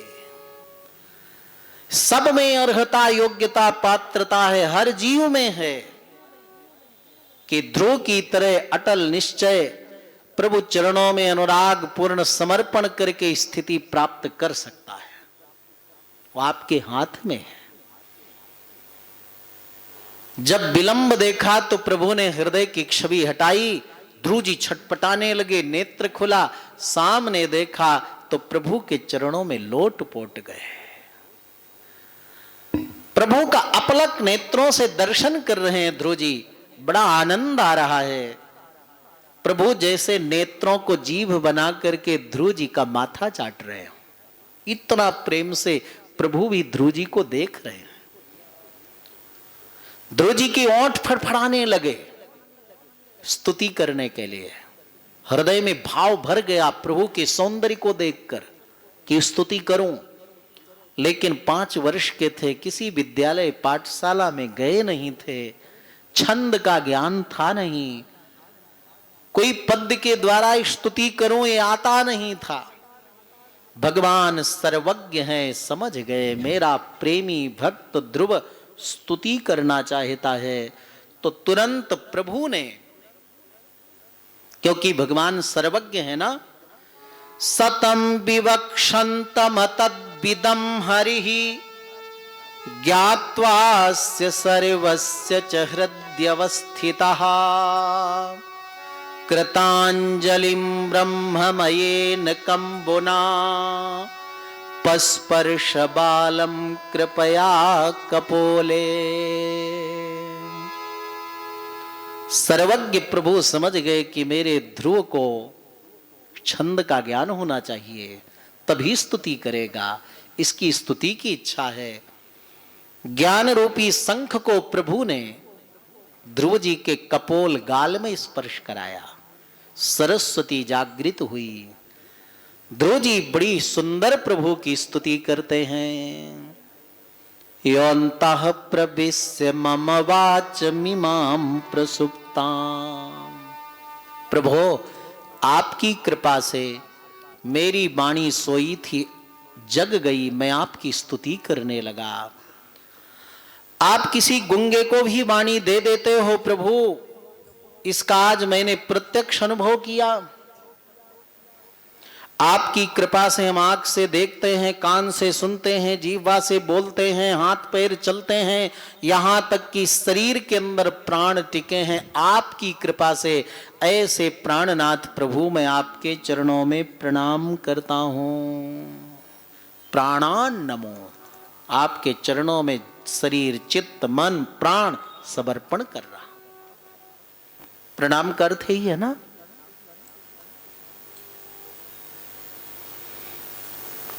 ध्रुव जी ने भगवान की अद्भुत विलक्षण स्तुति की। भगवान प्रसन्न हुए, ध्रुव जी से वरदान मांगने को कहा। ध्रुव जी ने कहा कुछ इच्छा नहीं प्रभु, अब आपकी इसी छवि का हमेशा ध्यान करूंगा। भगवान ने कहा मेरा दर्शन व्यर्थ नहीं जाता, सफल होता है, कुछ ना कुछ फल लेना ही पड़ेगा। ध्रुव जी ने कहा प्रभु कोई इच्छा नहीं। भगवान ने कहा नहीं, मेरे से तुम छिपाते हो। नारद जी से क्या कहा था, सबसे ऊंचा पद चाहिए। पिता की गोद में बैठने को न मिला तो वन में आया रोते रोते, मेरे से क्यों छिपाते हो। सब लोग ऐसे ही तो छिपाते हैं। भगवान से क्या कहते हैं, तेरा तुझको वर्पण क्या लागे मेरा, तेरा तुझको वर्पण क्या लागे मेरा, ओम जय जगदीश हरे। अर्पण करते हो ना। और अगर यहां से निकल कर जाओ, चौराहे में भगवान मिल जाए कि अपने फ्लैट की, घर की चाबी हमें दे दो क्योंकि आपने तो समर्पण कर दिया है, तो कितने लोग तैयार होंगे, जरा हाथ उठाएं। कोई नहीं।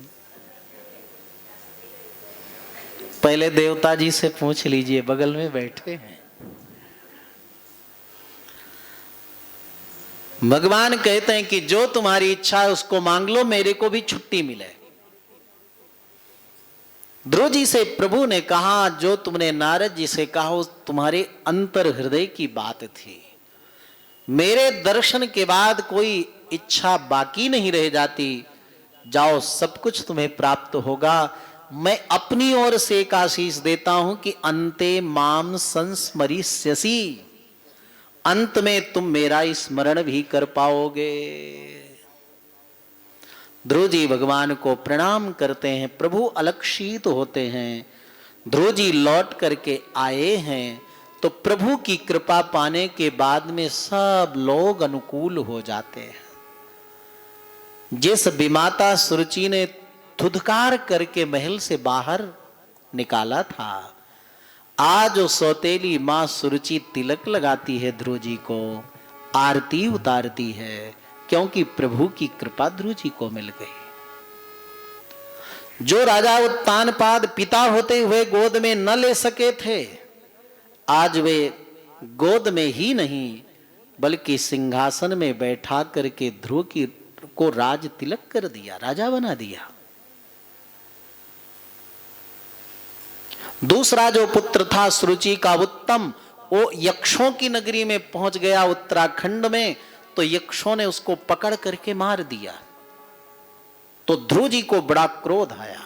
ध्रुव जी अस्त्र लेकर के कई यक्षों का वध किया। तब वहां मनु जी स्वर्ग से उपस्थित हुए और बोले, बेटा जो वैष्णव है, जो भगवत प्रेमी है, वो ऐसे हिंसा नहीं करता।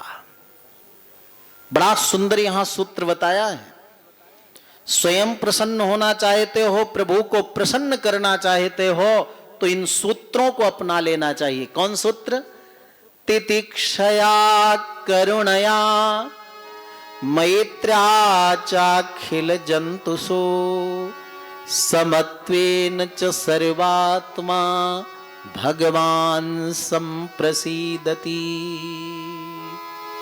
जिनके अंदर सहनशीलता है, जिनके अंदर करुणा है, जिनके अंदर दया है, जिनके अंदर प्राणियों के प्रति मैत्री भाव है, ऐसा व्यक्ति हमेशा प्रसन्न रहता है और उस पर प्रभु भी बहुत प्रसन्न हो जाते हैं। भगवत चरणों की भक्ति के कारण आज भी ध्रुव जी ऊपर लोक में स्थित हैं। कैसे? बोले 36,000 वर्ष तक ध्रुव जी ने राज्य का पालन किया। एक दिन मृत्यु उनके सामने भी आई, हाथ जोड़कर खड़ी हो गई। मैंने दुनिया में बहुत लोगों को निगल लेती हूं चटनी की तरह, तुम जैसे भगवत भक्त के सामने भी मुझ मृत्यु को आना पड़ा। आपसे प्रार्थना है, हे परम भक्त ध्रुव, अपने चरण को मुझ मृत्यु के माथे पर रख दो तो मैं मृत्यु धन्य हो जाऊं। तदोत्तान पदः पुत्रो ददर्शान्तकमागतम् मृत्योः मूर्ध्नि पदं धत्वा आरुरोहाद्भुतं गृहम्। मृत्यु की प्रार्थना सुनते ही ध्रुव जी ने अपना चरण माथे पर पधराया। भौतिक शरीर जल गया, दिव्य शरीर प्राप्त हुआ। भगवान के पार्षद लेकर के ध्रुव जी को ऐसे दिव्य लोक में स्थापित कर दिया जो आज भी ध्रुव तारे के रूप में उनका दर्शन होता है। सूर्य, चंद्र, वरुण, कुबेर, अग्नि, सप्तऋषि उनकी परिक्रमा लगाते हैं। और जब महाप्रलय होगा तो ध्रुव जी मुक्त होकर भगवान के वैकुंठ को प्राप्त कर लेंगे। बोलिए भक्त और भगवान की जय। तो भगवान का नाम जप, भगवान की भक्ति, भगवान की कथा, ये सब के लिए उपयोगी है, क्योंकि इसमें बहुत श्रम नहीं है। कोई इसमें त्रुटि गलती हो जाए तो कोई दोष नहीं है। आप कथा सुनो तब आनंद, और शरीर छोड़ करके जाओ तो भी आनंद। इसलिए कहते हैं राम नाम यति मीठा है, तो गा के देख ले। आ जाते हैं राम जी, बुला के देख ले। तो किनको किनको बुलाना है, प्रभु का दर्शन करना है, जरा हाथ उठाओ और प्रेम से गाओ। अरे राम नाम अति मीठा है, राम नाम अति मीठा है, श्याम नाम अति मीठा है, श्याम नाम अति मीठा है। कोई गा के देख ले, आ जाते हैं राम जी, बुला के देख ले, आ जाते हैं राम जी, बुला के देख ले, बुला के देख ले, बुला के देख ले, बुला के देख ले, बुला के देख ले। आ जाते हैं राम जी, बुला के देख ले, आ जाते हैं राम जी, बुला के देख ले। मन भगवान का मंदिर है, यहाँ मैल नयाने देना, मन भगवान का मंदिर है, यहाँ मैल नयाने देना। मानव तन अनमोल मिला, इस व्यर्थ गवा नहीं देना, मानव तन अनमोल मिला, इस व्यर्थ गवा नहीं देना। शीश दिए हरि मिलते हैं, शीश दिए हरि सांप दिए हरि मिलते हैं, शीश दिए हरि मिलते हैं। चढ़ा के देख ले, आ जाते हैं राम जी, बुला के देख ले, आ जाते हैं राम जी, बुला के देख ले, बुला के देख ले, बुला के देख ले, बुला के देख ले, बुला के देख ले। आ जाते हैं राम जी, बुला के देख ले, आ जाते हैं राम जी, बुला के देख ले। मन में है अभिमान भरा, भगवान कहाँ से आए, मन में है अभिमान भरा, भगवान कहाँ से आए। घर में है अंधकार भरा, मेहमान कहाँ से आए, घर में है अंधकार भरा, मेहमान कहाँ से आए। राम नाम की ज्योति मन में, राम नाम की ज्योति मन में, राम नाम की ज्योति मन में, श्याम नाम की ज्योति मन में, जला के देख ले, आ जाते हैं राम जी, बुला के देख ले, आ जाते हैं राम जी, बुला के देख ले, बुला के देख ले, बुला के देख ले, बुला के देख ले, बुला के देख ले। आ जाते हैं राम जी, बुला के देख ले, आ जाते हैं राम जी, बुला के देख ले। जामिल गज गणिका ने ऐसी करी कमाई, जामिल गज गणिका ने ऐसी करी कमाई। राम नाम की ऐसी महिमा, तर गया सदन कसाई, राम नाम की ऐसी महिमा, तर गया सदन कसाई। पत्थर से हरि प्रगटे हैं, पत्थर से हरि प्रगटे हैं, हरि हरि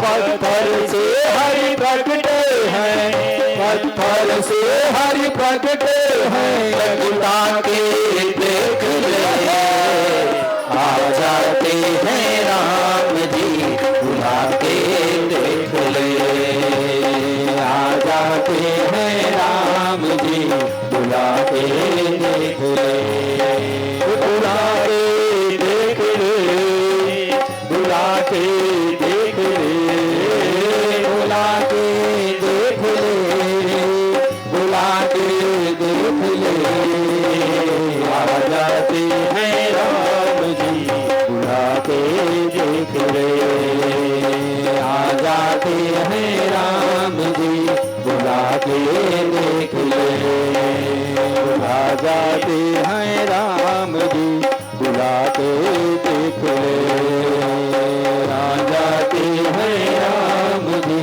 बुला के देख ले। बोलिए आनंद कंद भगवान की, भक्त और भगवान की, आज के आनंद की जय जय श्री राधे। ध्रुव जी तो बड़े उच्च कोटि के भक्त की 5 वर्ष में 5 महीने की आराधना से प्रभु का दर्शन प्राप्त किया और अमर होकर ध्रुव लोक में विराजमान हुए। इनके कुल में आगे चलकर महाराज अंग भी बड़े धर्मात्मा थे, लेकिन दुष्ट उनका पुत्र वेन था कि इतनी दुष्टता किया कि धर्मात्मा महाराज अंग बन को चले गए, स्वतंत्र हो गया, ढिढोरा पिटवा दिया पूरे राज्य में। आज से कोई व्यक्ति पूजा अर्चना दान धर्म यज्ञ अनुष्ठान नहीं करेगा, नहीं तो मौत के घाट उतार दिया जाएगा। न यष्टव्यम न दातव्यम न होतव्यम द्विजाः क्वचित् इति न्यवारयद्धर्मी भेरी घोषेण सर्वसः। कोई व्यक्ति धर्म कर्म नहीं करेगा, नहीं मौत के घाट उतार दिया जाएगा। ऋषि महात्माओं ने आकर समझाया, महाराज इस लोक में परलोक में अपना सच्चा माता पिता बंधु है तो केवल धर्म है। धर्म के बल पर ही व्यक्ति को सब कुछ प्राप्त होता है। आप जो राजा बने हैं ना इस देश के, धर्माचरण के कारण। धर्मेण राज्यम लभते मनुष्य। आप धर्म के द्वारा ये वैभव को प्राप्त किए हैं। स्वर्गम च धर्मेण नरः प्रयाति। स्वर्ग भी सुख पाता है व्यक्ति तो धर्माचरण के द्वारा। आयुश्च कीर्तिश्च तपश्च धर्मम धर्मेण मोक्षम लभते मनुष्य। आयु बढ़ती है व्यक्ति की, धन प्राप्त होता है, सुख मिलता है, यहां तक कि मोक्ष भी धर्माचरण से प्राप्त होता है। इसलिए आप धर्म का आचरण करिए। लेकिन नास्तिक वेन कहा, आप सब मूढ़ हो, मूर्ख हो। फिर भी ऋषि महात्माओं ने सहन करके राजा को समझाया, बड़ी प्यारी बात कही सबके लिए। यस्य राष्ट्रे पुरे चैव भगवान यज्ञ पुरुषः इज्जते स्वेन धर्मेण जनैर्वर्णाश्रमान्वितैः। आप अकेले अगर धर्माचरण करो तो आपके घर में भगवान प्रसन्न होंगे। आप पूरे परिवार बैठ करके प्रभु की आराधना करो तो पूरे परिवार के ऊपर प्रसन्न होंगे। आप पूरे समाज के लोग इकट्ठा होकर प्रभु की आराधना करें तो पूरे समाज पर कृपा होगी। पूरे गांव के लोग भगवान की भक्ति करें तो पूरे गांव पर प्रभु की कृपा होगी। पूरे राष्ट्र के लोग यदि भगवान के प्रति समर्पित हों तो भगवान श्री हरि पूरे राष्ट्र के लोगों पर प्रसन्न होंगे। तो बोले भगवान की प्रसन्नता से मिलेगा क्या? तस्मिन् तुष्टे किमप्राप्यं जगतामीश्वरे स्वरे।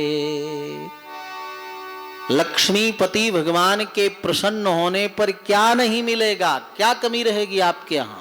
सब कुछ आपको प्राप्त हो जाएगा। नास्तिक वेन और क्रुद्ध होकर के बोला, मैं राजा हूं, राजा के अंदर सारे देवता निवास करते हैं, लोकपाल, दिक्पाल, नागपाल, सब कोई मेरे अंदर निवास करते, मेरी पूजा कर लो, सभी देवी देवताओं की पूजा हो जाएगी। ऋषियों ने कहा, महाराज सारे जगत का सृजन पालन संहार भगवान श्री हरि करते हैं। नास्तिक वेन ने कहा, मत तोन्य कोग्र भुक्तिमान, कौन है विष्णु जगत का पालन करने वाला? मैं ही जगत का पालन करता हूं। भगवान श्री हरि की निंदा करते ही नास्तिक वेन सिंहासन से गिरा और उसकी मृत्यु हो गई। ऐसा युग था कि जब सत्य पर, न्याय पर और ईश्वर पर कोई उंगली उठावे तो जीवित नहीं रह सकता था। गार्गी प्रश्न करती गई ना ऋषि से, ये जगत किस पर स्थित है? पृथ्वी, बोले जल में, जल किस में स्थित है? तेज में, तेज किस में? वायु में, वायु किस में? आकाश में, आकाश किस में? महान में, महान किस में स्थिर है? बोले प्रकृति में। प्रकृति किस में स्थित है? बोले ईश्वर में। बोले ईश्वर किस में? अरे बोले रुक रुक, अगर तुमने प्रश्न कर दिया कि ईश्वर किस में स्थित है तो तेरे सिर के 1000 टुकड़े हो जाएंगे, माने मृत्यु हो जाएगी। इसलिए अति प्रश्न मत कर, क्योंकि ईश्वर स्वमहिमनि तिष्ठति, वो अपने में ही स्थिर है, उसका आश्रय कोई नहीं है, वो सारे ब्रह्मांड का आश्रय है। तो ऐसे भगवान की निंदा करते ही कि विष्णु कौन है जगत का पालन करने वाला, मैं पालन करता हूं, एक कहते ही नास्तिक वेन की मृत्यु हो गई। एक गुण था उसमें, चोर डकैत लोगों को बहुत कठोर दंड देता, उसके मृत्यु होते ही चारों तरफ लूटपाट शुरू हो गई। तो ऋषियों ने उसके शरीर का मंथन किया, काला काला व्यक्ति प्रकट हुआ, बोले निषीद बैठ जाओ, तो निषाद जाति पैदा हो गई, यानी उसके पाप निकल गया। तब फिर मंथन किया तो दाहिनी भुजा से साक्षात भगवान श्री हरि पृथु के रूप में प्रकट हुए और बाईं भुजा से साक्षात भगवती लक्ष्मी अर्ची देवी के रूप में प्रकट हुई।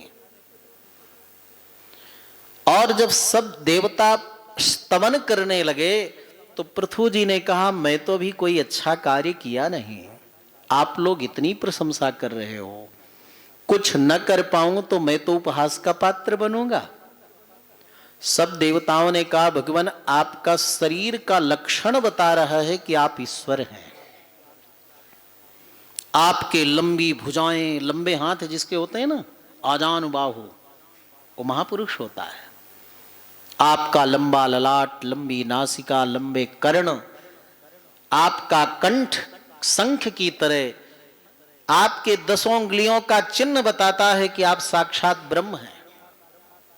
यस्य रेखांतरा भिन्नम चक्रम पाणितलेर भवेत सा भवेत पृथ्वी पालः विष्णोरम स समुद्भवः। जिसके 10 उंगलियों में चक्र का चिन्ह हो, पैर में ध्वजा का चिन्ह हो, वज्र का चिन्ह हो, कमल पुष्प का चिन्ह हो, मत्स्य चिन्ह हो, पद्म रेखा हो, वो साक्षात भगवान नारायण होता है। आज भी ये लक्षण देख सकते हैं।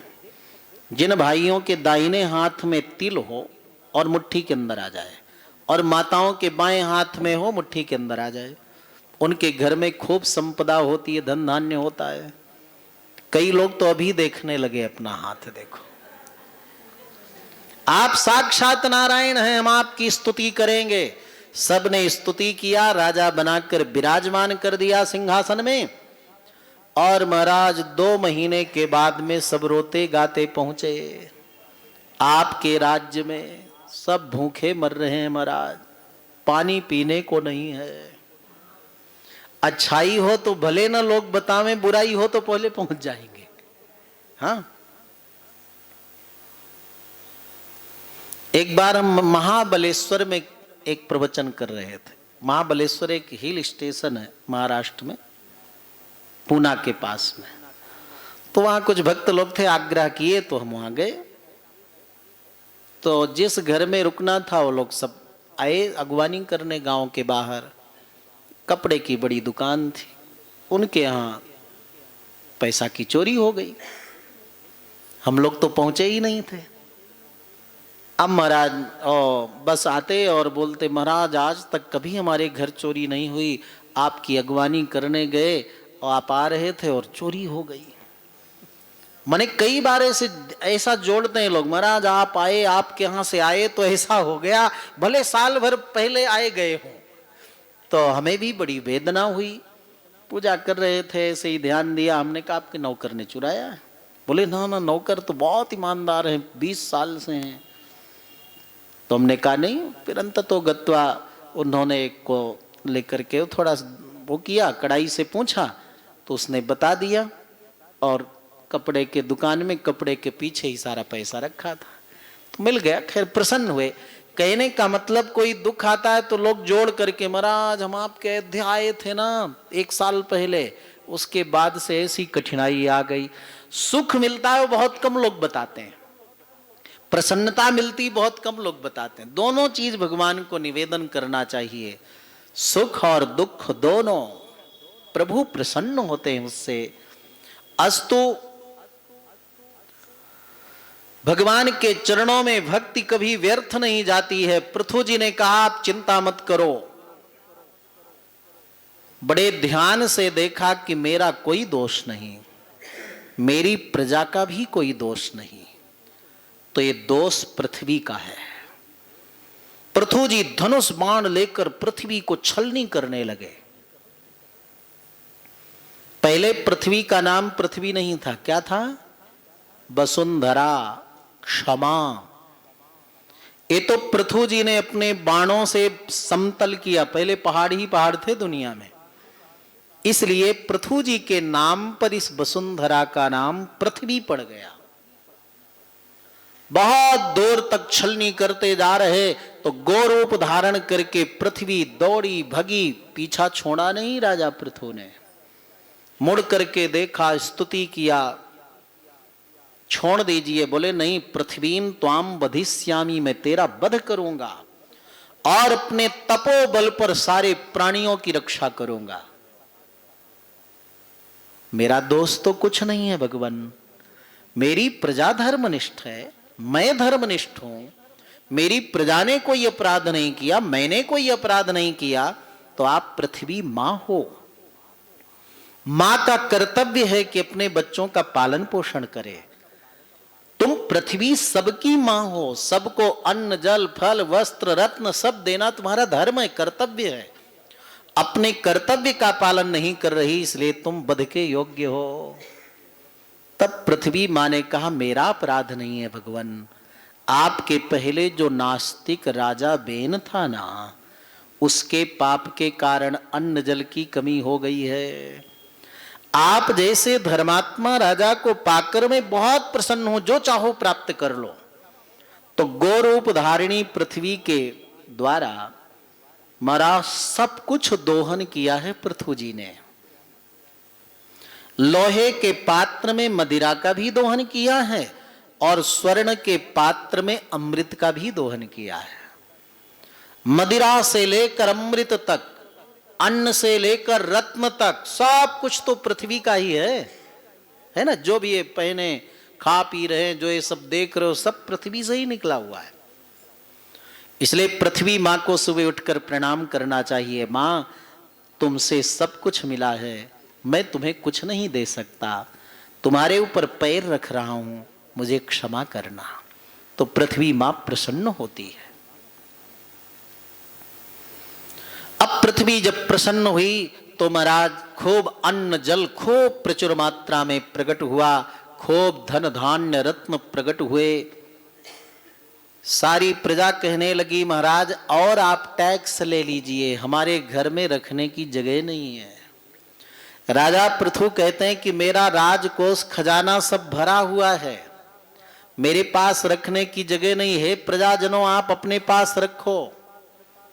ये केवल धन धान्य की समृद्धि का कारण प्रजा और राजा का धर्मनिष्ठ होना है।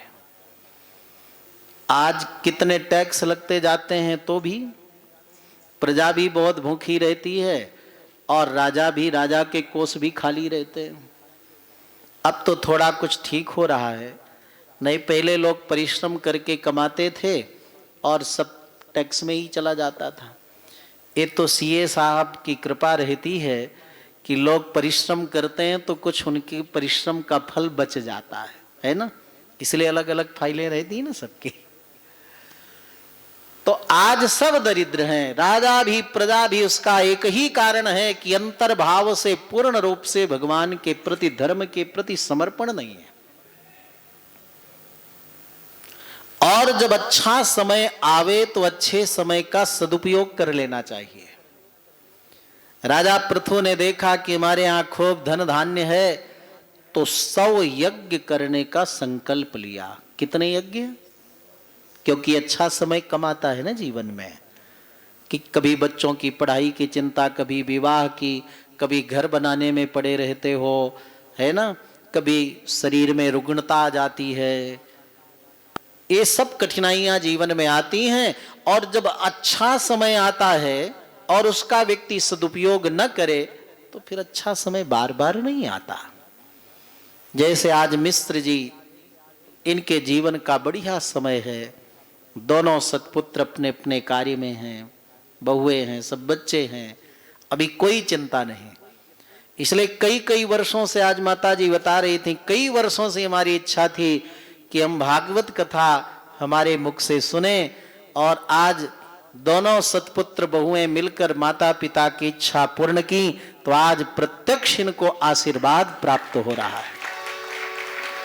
माता पिता को कथा श्रवण करा दो, आह्लादित हो जाएं, उससे बड़ा आशीष क्या मिलेगा? अद्भुत है। कई लोग परलोक जाने के बाद कथा सुनाते हैं, अस्तु ठीक है वो भी, लेकिन सामर्थ्य हो, अवसर मिले, परमात्मा मौका दे तो प्रत्यक्ष कथा सुनाओ, जिससे प्रत्यक्ष उनका आशीष हृदय से प्राप्त हो। पृथु जी ने 100 यज्ञ करने का संकल्प लिया, 99 यज्ञ पूर्ण हो गए। 100वां यज्ञ चल रहा था तो ईर्ष्या द्वेष इस संसार में ही नहीं है, देवलोक में भी है। इंद्रदेव का पेट जलने लगा। 100 यज्ञ अगर इसने पूरा कर लिया तो मुझे इंद्रासन छोड़ना पड़ेगा। एक कुर्सी वाला चक्कर स्वर्गलोक में भी है। इसके यज्ञ में व्यवधान डालो। अश्व चुरा लिया, यज्ञ में विघ्न डाला। विद्वानों ने ऐसा मंत्र पढ़ा कि देवराज इंद्र भी यज्ञ कुंड में गिरने लगे। तो देवलोक में हाहाकार मचा, भगवान की शरण में गए। भगवान इंद्र को लेकर पृथु महाराज की यज्ञशाला में आए। पृथु जी भगवान के चरणों में लोटपोट गए, आज मेरा यज्ञ सफल हो गया। भगवान श्री हरि ने पृथु जी से कहा, इंद्र अपने कर्म पर लज्जित है, आपके यज्ञ में विघ्न डाला, आप इसको क्षमा कर दो ना। पृथु जी ने कहा, भगवान हमने कोई दंड दिया नहीं, ये विद्वान यज्ञ में बैठे आचार्यों ने मंत्र पढ़ा, इनको मना कर देते हैं, यज्ञ नहीं करेंगे। भगवान श्री हरि ने कहा कि तुमने 100 यज्ञ करने का संकल्प लिया, 100वां यज्ञ पूरा नहीं करोगे तो दोष लगेगा, पाप लगेगा। पृथु जी ने कहा, भगवान मैं पुण्य पाने के लिए यज्ञ नहीं किया था, आपको समस्त कर्म पुण्य चरणों में समर्पित करने के लिए यज्ञ किया था। आप 99 यज्ञ से प्रसन्न हैं तो 100वां यज्ञ मुझे नहीं करना।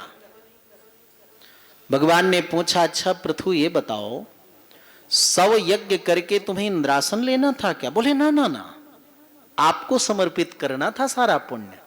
तो इंद्र और बड़ा लज्जित हुआ। मैं तो सोचा था मेरा इंद्रासन ले लेगा और इसको तो कोई इंद्रासन से लेना देना नहीं।